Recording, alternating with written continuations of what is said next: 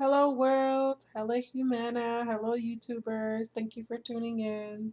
This is a special video that Humana asked me to make to answer some transitioning questions from moving from the nursing home to back into the community.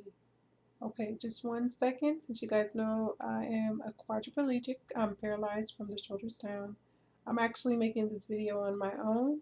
I'm about to pause the other camera so that I can pull up the questions, and then I'm going to be able to answer these questions. So every so often you'll see me moving my head and my face a specific type of way so that I can pause my camera that helps me navigate the computer. And then I have a second camera to videotape this recording. So I'm going to pause. It only pauses for 5 minutes at a time, so you might hear a ding or so every so often so that I can try to finish this video. Okay, welcome to my channel, you guys. Again, my name is Sandy Ruby Mello. I didn't get to say that, let me go ahead and start off with these questions. It's about 10-15 questions, so here we go. One of the first questions is, how are things for you now in your daily life compared to how things are when you were at the nursing home? So, living at the nursing home was kind of complicated because when I lived a little bit further from where I live now. Most of my family live here in Broward County, and I was living in St. Petersburg, which is about 3 hours away from here. And it was hard for me to see as much as people I get to see now. People were not able to make the commute. And then, as far as like my daily specific life, like I feel like I have more attention to detail. My caregivers are able to give me more attention than I was able to get in the nursing home because they have so many other patrons. It's really hard for them to be able to give you detailed care.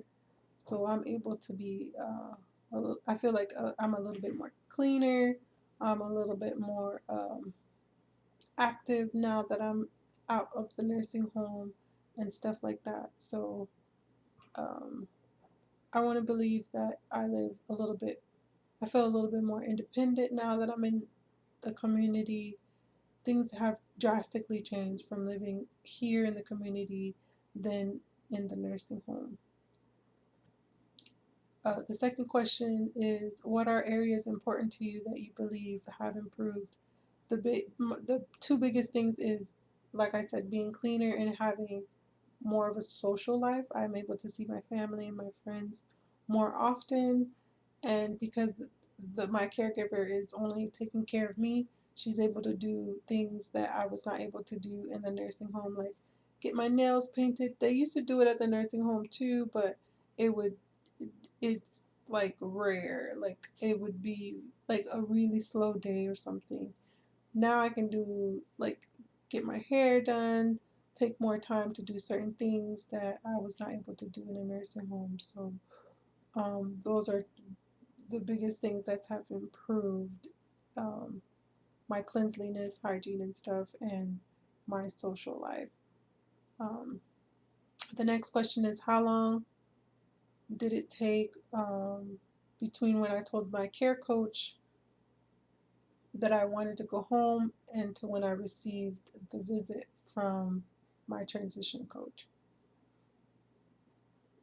Actually, I happened to run into my transitional coach when I was like chilling in the hallway somewhere at the nursing home, and I seen it. She was a Humana representative, and I stopped her. So it was kind of pretty quickly. I had already told my care coach that I was thinking about transitioning, so it was quicker than normal, I guess, because I was more alert and paying attention. Um, it took about a month and a half for me to be able to transition from the nursing home um, to the community. The next question is, What were the barriers that had to be overcome in order to meet your goal to go into the community?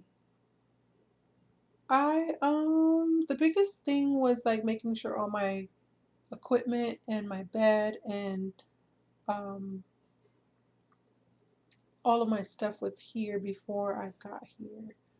Like, because I had to get a bed rented, I had to order specific transitioning home stuff like a fan, um, sheets and stuff for my bed, like little stuff here and there. I had to wait for those things to go through. And then all the paperwork that my transitional coach, which I shout out to Bonnie, had to do. She did it so very well and accommodated me so very well. It went so smoothly and so awesomely. I was really overwhelmed with the greatness of everything and how everybody came together to work well for it to be possible. And I guess that would answer the question, are you satisfied with the assistance you received in meeting your goal to transition? I was definitely satisfied. I give Humana and the work that Bonnie, my transitional coach, did 5 stars. It was an amazing experience. I was really glad with everything. Mind you, I this is not the first time that I've transitioned out of a nursing home, so this was way better service that I received the previous time that I went home. And being that I didn't know what to expect,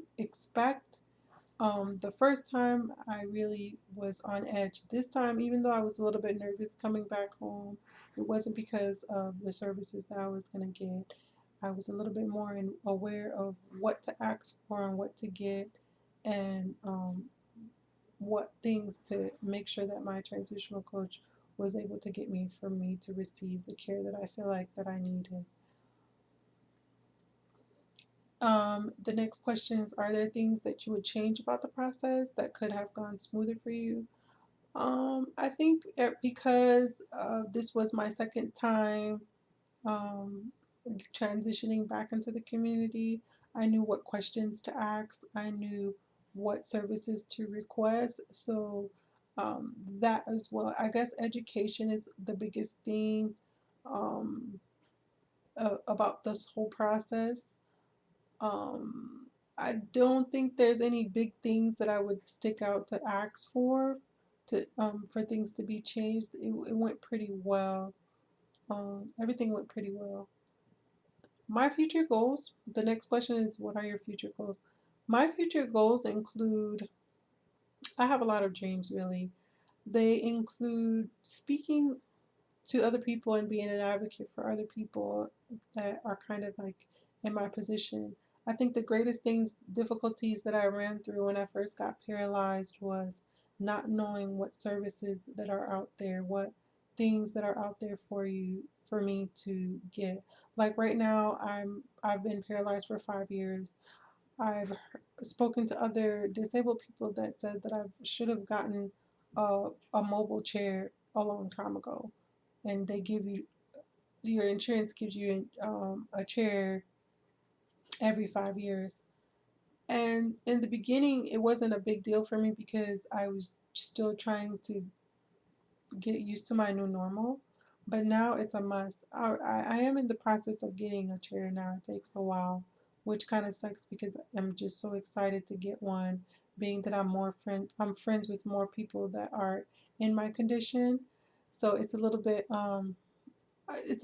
anxiety getting me for me to get the chair. However, for the most part, I'm I'm I'm willing to share what I've learned in this experience, and that's the reason why I want to advocate for people like me. I ultimately want to become a motivational speaker. I also want to one day open a life coaching business, share all the things that I've been through. God willing, God has given me the ability to overcome a lot of difficulties in my life that I don't mind sharing. I feel like the things that I've been through is so inspirational, even to me. Sometimes I don't even know how I was able to manage to overcome these things, but He's given me the ability to conquer them. And I feel like sharing is the best way to be able to help others. I love helping other people because other people seem to love helping me. God has sent so many wonderful people my way to be able to do certain things. So, giving back is the greatest experience to have, especially now that I'm paralyzed. Sometimes you feel like you don't have nothing to give anymore, and you're limited. Yes, I'm limited, but there's so much still that I can offer to the world, to myself, to everybody. And the last question is there anything else important you would like to add to the transition experience? I guess education is the biggest key. I think when the first time that I was transitioning back into the community, I really didn't know what services that I was provided. So it took a long time for me to get certain things to get done. And then sometimes you have to really ask the right questions, which kind of sucks because some places won't offer you any, they won't tell you what services they offer because I guess it's more work. I don't know what it is, but um, yeah, I guess education. That's one of the things that I want to ultimately do. Make sure that people like me get exactly what they deserve and they get the services that they need. And even if the process is long, at least they're in the waiting line. That's what's going on with my chair. +19542686682. Hi, Sandy. I'm sorry I missed your call. I was in the phone with the doctor. I give you a call again and try to get you. Okay. Thank you. Bye bye. Santas33064@gmail.com. Oh, wow, you guys. Sorry about that. I may not be able to edit this out because I've been trying to get this video done for the longest time. And that's the biggest thing about my life. Technology is great. My phone reads out my messages and stuff. So that's a plus. Being that I'm paralyzed and I get limited assistance in certain things, it's a good thing to have certain assisted technology that helps you be able to be more independent. You don't have to hurry up and call somebody to help you check your messages and do all these extra things. So sorry if that, kind of interrupted the video. Maybe I could try to edit that part out. I'm not sure, but since I'm doing a whole rant. Um, Anyways, again, thank you guys for watching my video. I really been trying to get this video done for the longest time to answer these questions. I hope it helped anybody out there. If you have any comments or questions, go ahead and write them below and I'll do my best to answer them and get to them in a timely manner. All right, thank you, loves. I love you guys so much and thank you for watching. All right, have a wonderful and blessed day.